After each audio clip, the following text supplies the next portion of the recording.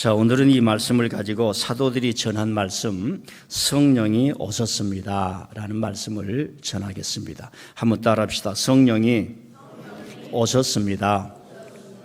지난주에 제가 교회가 어떻게 세워지는가 라는 제목으로 말씀을 드렸습니다. 예수님께서 베드로의 심장에 심어진 곳이 교회였다고 했습니다. 그래서 베드로는 그걸 잊지 않고 예수님이 떠나신 이후에 교회를 세우려고 했는데 어려웠습니다. 동료들이 죽어가고 그 죽음이 얼마나 무서운 것인가를 시애틀에서 한인이 무차별 총격에 죽었다는 얘기를 하므로 죽음의 공포의 현실성과 같이 제가 전해드렸습니다.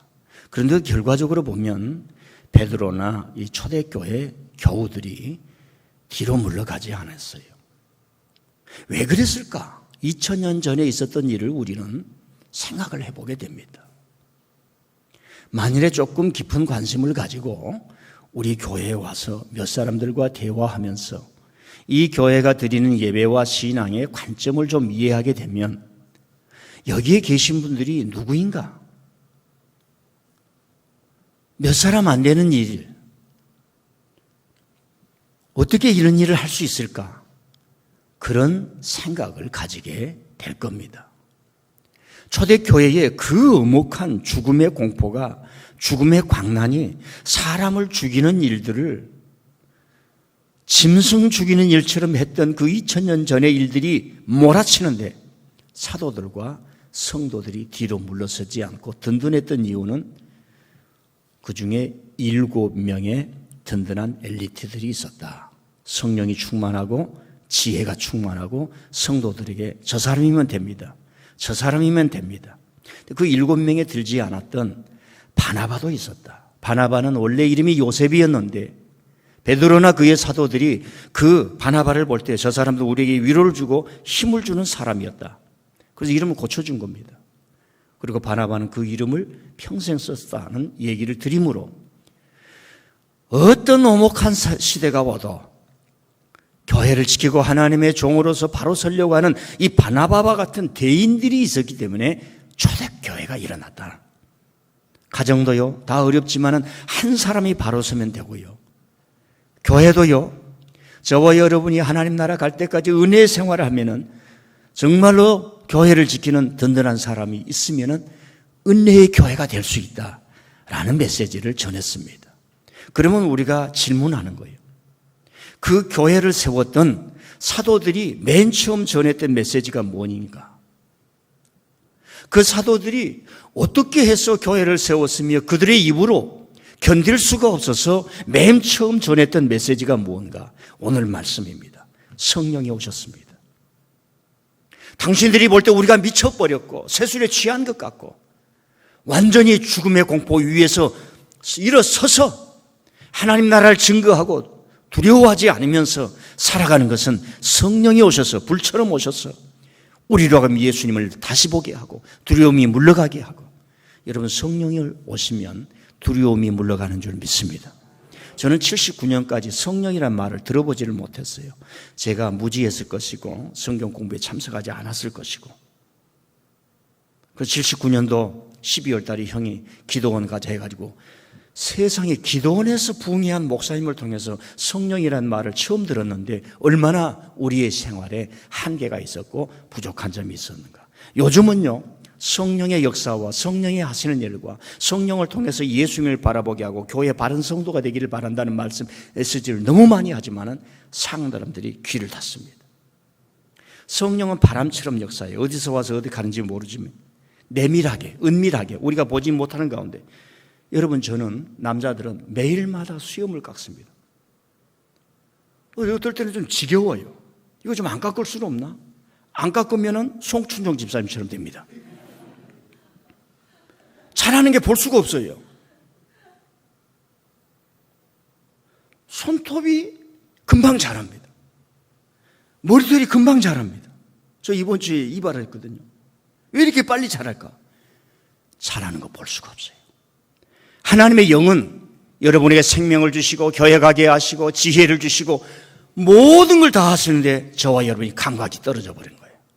내밀하게, 은밀하게 교회를 통해서 만방에서 성령은 생명을 충만하게 하시는 역사입니다. 나무를 자라게 하는 것도 성령이 주관하신 일입니다. 근데 이 성령은 불처럼 임해요. 벼락처럼 임합니다. 여러분이 확 뒤집어 버립니다. 찬양할 때 죽으신 분이 King is alive 그러지 않습니까? 죽으신 예수님이 살아나셨습니다 하는 거예요. 성령이 오시면 죽음도 공포도 두려움도 초월하는 그런 은혜를 받게 됩니다. 자, 그래서 서두에 교회를 세웠던 이 사도들이 맨 처음에 전했던 것이 무엇인가? 성령이 오셨습니다. 이 성령의 역사가 얼마나 위대한 것인가? 지금 전 세계를 장악하고 있는 교회들의 특징이 있어요. 살아나는 교회는 성령의 역사를 따라가는 교회입니다. 그걸 그냥 우리가 교단적으로 펜티코스탈 무브먼트, 펜티코스탈은 찬양을 앞세우는 겁니다. 여러분의 가슴을 뒤집어서 뒤흔들어서 온 마음, 온 의지를 가지고 하나님 앞에 헌신하게 만드는 거예요. 여러분 성령을 받은 사람 대단히 조심해야 됩니다. 교회 와서 인간적인 자기 생각, 불평, 원망을 다 없애야 돼요. 자, 여기까지 서두를 얘기를 하고 오늘이 이제 73년째 되는 전쟁이 일어났던 해였지 않습니까? 저는 그동안 이 6월 달에 전쟁에 대한 그런 것들을 메시지로 여러분들에게 거의 전하지 않았습니다. 제 아픔이 있어요. 6월 달만 되면 너무나 많은 얼토당토 않는 얘기들이 난무했기 때문에 저 자신 개인적으로는 굉장히 마음이 아파서 입을 다물었다 이렇게 생각할 수가 있습니다. 오늘 설교의 한 3분의 2 정도는 제가 이 전쟁과 평화에 대한 얘기를 할 테니까 유심히 한번 들어보시고 유익이 되기를 바랍니다. 제가 청소년 때부터 어른 설교를 듣기를 시작합니다. 그랬을 때에 우리 선배들 목사님 얼마나 목회를 훌륭하게 하셨습니까? 그러나 6월의 설교는 거의가 상대를 악마화하는 것이었습니다. 웬만한 기도원에서는 6월 25일만 되면 구국 기도회를 한다면서 평화의 메시지가 아니라 거의 선동에 가까운 설교로 적개심을 조장하는 설교가 아닌가 이런 의구심을 들 정도로 조그만 지식을 갖고 있으면 듣기가 불편할 만큼 한국교회를 점령했다 해도 과언이 아닐 것입니다. 이런 분위기가 70여 년 동안 계속 되다 보니까 한국 성도들의 심령을 지배하게 되는 겁니다. 그 결과로 인해서 사회는 독재 정치를 하도록 판을 깔아주었고 적개심으로 무장된 기독교인들은 방지성주의, 극우파 선동에 어떤 노략물로 전락되지 않았는가. 그래서 전쟁을 넘어 평화를 추구하는 예수님 정신에 투철한 영적 분위기나 인물들을 만드는데 과연 한국 교회가 또 성도들에게 바른 교육을 했는가? 나와 다른 종교, 적개심을 불러일으키는 그런 메시지를 듣는 것이 너무 많았지 않는가? 이런 생각을 해보고 왜 꼭 대형 교회만 되면 이런 문제에 대해서 성도들의 벽을 뚫고 나가고 베를린 장벽을 무너뜨릴 수 있는 그런 평화의 사람으로 만들어내질 못하고 기득권에 갇혀서 너무나 극우적인 사고를 갖게 되는가 하는 것들이 우리의 뼈아픈 자화상이라는 것입니다. 70여 년 동안 교회뿐만이 아니라 사회도 이런 과정을 밟아오다 보니까 우리가 얻은 것은 전쟁에 대한 불안과 공포를 해결했어야 되는데 지금도 그런 것들을 안고 살아가고 작금에 이르러서는 힘숭상주의자들, 전쟁론자들이 주리에 서면서 극단화, 극우화되는 것을 보면서 걱정되지 않을 수가 없다는 겁니다. 1950년, 73년 전 6월 25일 김일성과 북한군은 새벽 4시 암호명 224라는 암호명을 가지고 치밀한 계획에 따라 선전포고 없이 38선 이남으로 전방위적으로 침략해 왔습니다. 김일성이가 소련 스탈린에 찾아가 전쟁을 해야겠다 했을 때 71번이나 얘기했지만 거절했다고 합니다. 결국엔 스탈린도 빌라도처럼 승인하고 소련은 전쟁에는 참가하지 않았지만 지원을 하게 됩니다.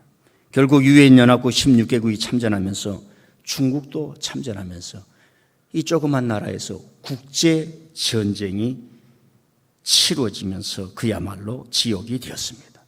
그래서 학자들은 6.25 전쟁, 한국 전쟁 이런 용어들은 우리가 겪어온 이 비극과 불행의 전쟁을 다 포함할 수 없다는 말을 합니다. 다른 용어로 표현을 해야 되는데 우리가 그걸 아직도 찾지 못했습니다.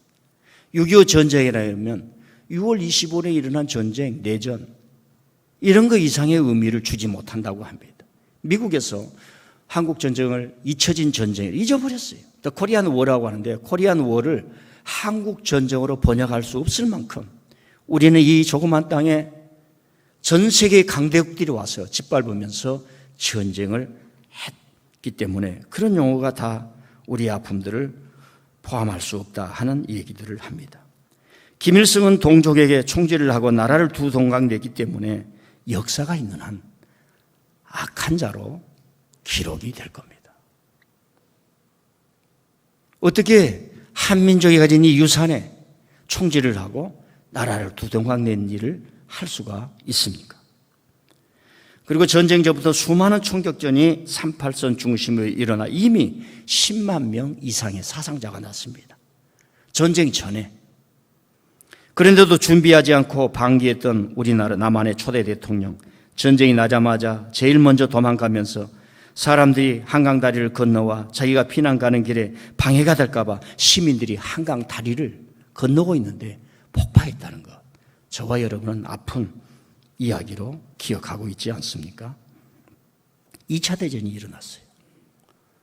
영국의 처칠 수상은 히틀러의 포탄을 맞으면서 런던을 지켰던 겁니다. 프랑스의 드골 수상 마찬가지 히틀러의 포탄을 맞으면서도 파리를 떠나지 않았어요. 히틀러 역시 베를린을 떠나지 않으면서 전쟁을 수행하다 결국은 스스로 자살했던 겁니다. 지금 뉴스를 보면서 군인 출신도 아닌 젤렌스키가 신촌 귀물하면서 전장에도 나타나고 도망가지 않고 망명가지 않고 야전에 있는 군사들과 함께하는 걸 보면서 여러분 우크라이나라는 이름으로 한 번도 전쟁을 해본 적이 없습니다. 민족의식이 소련의 그냥 하위 나라여서 소련에 종속된 나라였습니다. 그런데 그들이 이제는 우리는 우크라이나 국민이다. 이 마음을 가지면서 50대들이 지원을 하고요. 여성들이 2만 명이 지금 전투에 참여하고 있고요. 예비군들이 지원을 해서 우리 아들과 손자들이 이 땅을 지켜야지 하면서 전선에 있는 것을 우리가 보면서 난리가 났을 때 지도자들이 어떠했을 때에 나라를 지킬 수 있는가? 교회도 어떠했을 때에 이 교회가 지켜질 수 있는가? 주의 복음이 우리의 심령을 어떨 때에 가득 채울 수 있는가 하는 것을 생각해 보게 됩니다. 한국 전쟁에 대해 최고의 권위자가 있습니다. 최고의 세계적 권위자죠. 들어보신 분은 알 것입니다. 시카고대 교수를 지낸 브룩스 커밍스라는 교수님입니다. 이분이 한국 전쟁의 기원이라는 책을 썼습니다. 세 권의 유명한 책을 썼는데 저분은 전쟁과 아시아, 한국만도 전쟁과 아시아에 대한 연구의 거두입니다. 거두. 저분이 한 말이 있어요. 한반도를 분단시킨 건 내 조국 미국이었다. 미국을 욕하자는 얘기가 아니라 전쟁을 누가 총을 쐈냐가 아니라 왜 전쟁이 발발할 수밖에 없었는가? 그걸 얘기를 하는 거예요. 저는 이 한국 전쟁에 대해서 서울대에 박태균 교수님이 있고 연세대에 방병림 교수님이 있습니다. 이분들은 한국 이 전쟁사에 그냥 길거리에서 멸공하는 그런 사람들의 얘기가 아니라 깊이서 인류로 하여금 왜 전쟁이 일어날 수밖에 없는가? 다시는 전쟁이 일어나서는 안 된다는 연구를 쓴 유명한 분들입니다. 저는 이런 분들의 책을 많이 좀 접하기도 했습니다. 오늘날 한국 강단 설교자들이 역사, 정치, 현실에 대해서 이런 지성인들의 도움을 받아 설교할 필요가 있는데도 제가 느끼기에는 또 현실적으로도 너무나 반지성주의적이고 얼토당토 않는 얘기를 하는 것을 보면 제3자들은 어떻게 생각할까? 교인들도 은혜라는 말, 복음이라는 말, 말씀이라는 말에 속아서 팩트가 없고 신학적 지식이 바탕이 되지 않는 설교를 너무 따라가는 경향이 많습니다. 전쟁을 일으켰던 모든 나라들이 거짓말로 속여서 전쟁을 일으켰어요.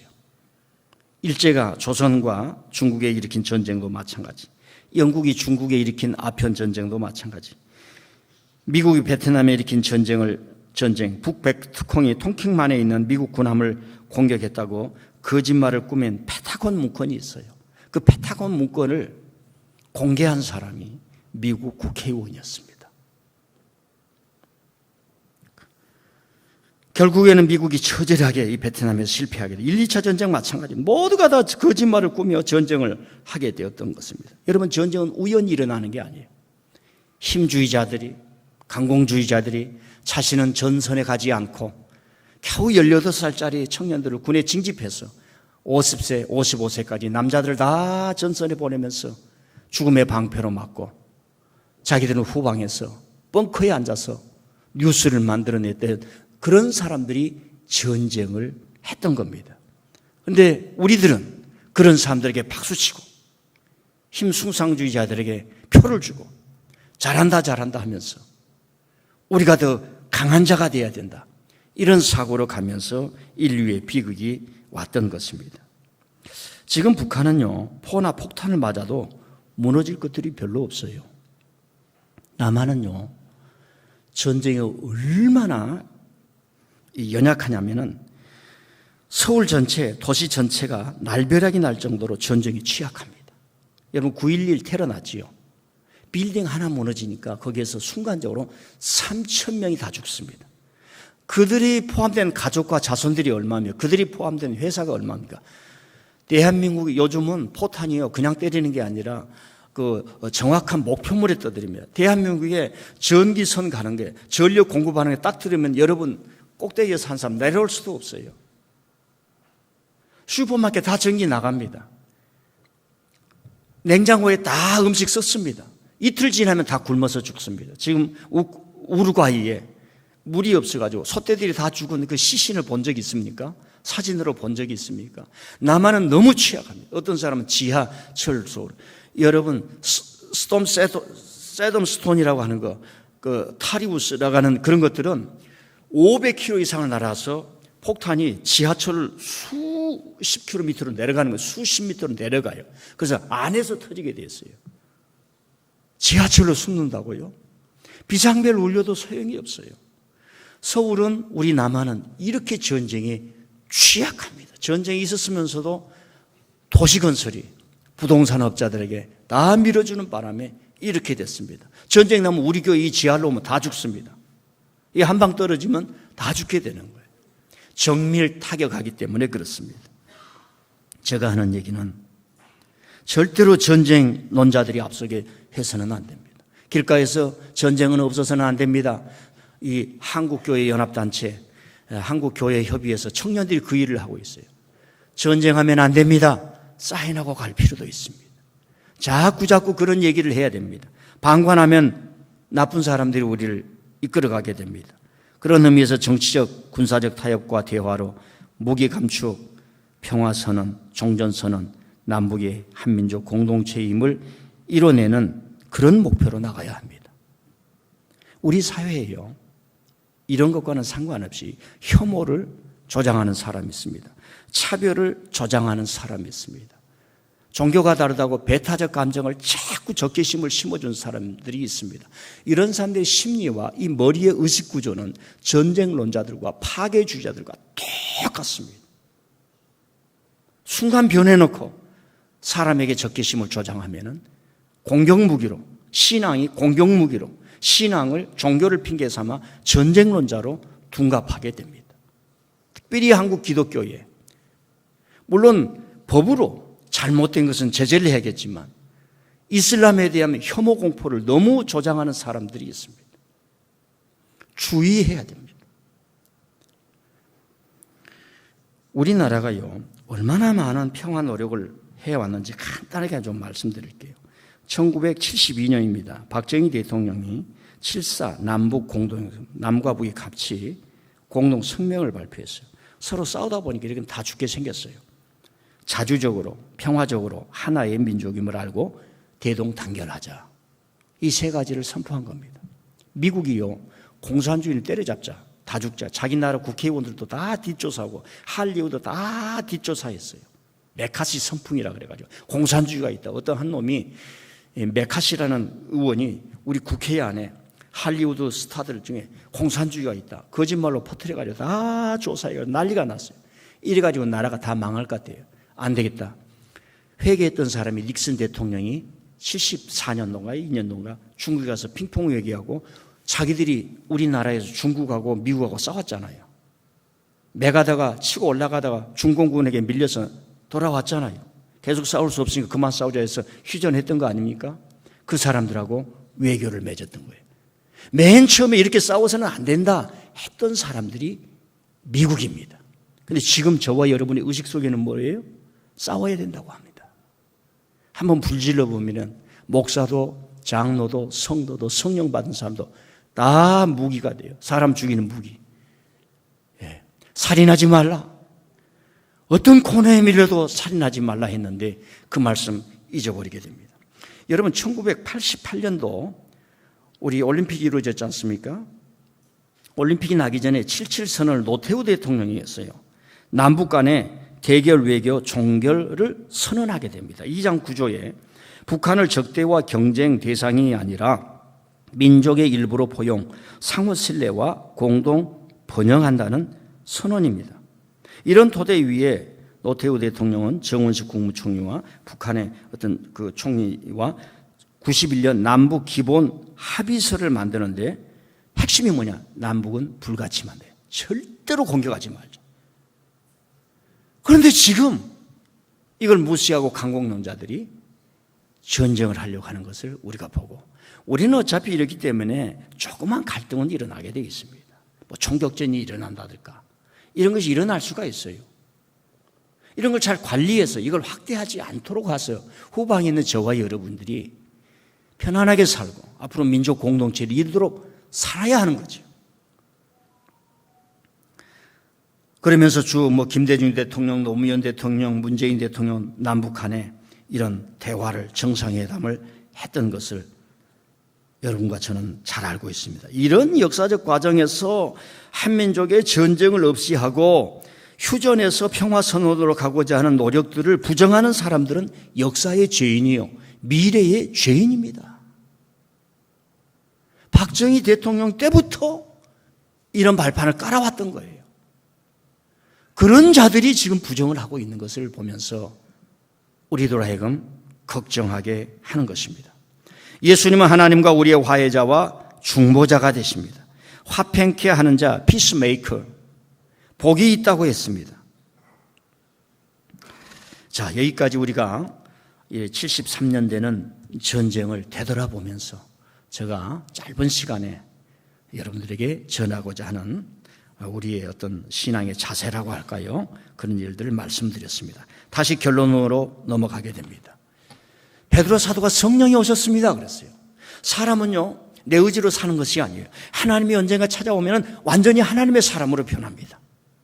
하나님이 오시면 완전히 하나님의 사람으로 변해요. 하나님의 영으로 변해요. 내가 내 자신이 아니라 새로운 피조물이 되고 예수님으로 중심이 되고 예수님이 나의 주인이 되시고 예수님이 나의 하나님이 되시고 예수님이 나의 구원자가 되시고 내 죄는 용서해 주시고 그것이 완전히 느껴지면서 완전히 변화되는 거예요. 어떤 사람은 사랑에 빠지면 완전히 변화되지요. 근데 사랑에 빠지면 사랑에 연결되지만은 우리가 예수님에 빠지면 내 존재가 하나님의 자녀로서 새로워지는 줄 믿습니다. 근데 이것은 개인마다 체험이 달라요. 그런데 하나님께서 우리에게 이 체험을 할 수 있는 공간을 만들어 놨어요. 모여서 기도하라는 겁니다. 마가의 다락방에서 기도하라는 겁니다. 우리의 온 마음을 열고 심령을 뜨겁게 하고 주님을 믿습니다. 율법에서는 일어날 수 없는 성령의 체험, 율법 종교에서는 일어날 수 없는 성령의 체험이 예수님의 은혜 안에서 일어나는 거예요. 성령의 불이 여러분들에게 임하기를 바랍니다. 어떤 사람은 이 성령의 불을 경험한 적이 없어요. 그런데 교회에서 조금씩 이슬비가 내려서 둑을 채우듯이, 가랑비가 내려서 저수지를 채우듯이 그렇게 역사하는 성령도 있습니다. 성령은 하나님의 차원이기 때문에 우리가 컨트롤할 수 없어요. 그저 하나님을 향해서 우리가 부복하고 성령의 은혜를 구합니다. 성령의 사랑을 구합니다. 성령은 은사로 오고 능력으로 오지만 결론이 뭐냐? 한번 따라합시다. 사랑이다. 근데 저와 여러분의 사랑에는 한계가 있잖아요. 미운 사람은 믿고, 예? 미운 사람은 영원히 믿고 싶은 마음이 있지 않습니까? 그리고 갑자기 내 기분이 안 좋아질 때는 또 그러지 않습니까? 그래서 우리가 하나님을 의지하는 겁니다. 베드로 사도가 말합니다. 우리가 너희들이 볼 때에 새술이 취했다고. 저 사람들이 갑자기 사람이 완전히 헷가닥했네? 헷가닥한 것이 아니라 요엘 선지자가 말한 성령이 오셨다 이 말이에요. 그러니까 선지자라고 하면 대단한 겁니다. 요엘이라는 선지자는 나라가 망할 때 살았어요. 망할 때에도 하나님의 영이 우리에게 오서 다시 일으킬 것이다. 여러분요, 가정을 붙으면 여보 힘을 내. 여보 힘을 내. 교회에서도요, 목사님 장로님 힘을 내세요. 힘을 내. 오늘 가서 동신 기도하고 나서 힘을 내세요. 힘을 내세요. 권사님 힘을 내세요. 목사님 힘을 내세요. 그러면 살아나는 거예요. 요엘은 나라가 무너지고 사람들이 다 하나님을 떠날 때, 아무것도 안 보인다 할 때 하나님의 영을 보내줄 것이다. 하나님이 영을 보내줄 것이다.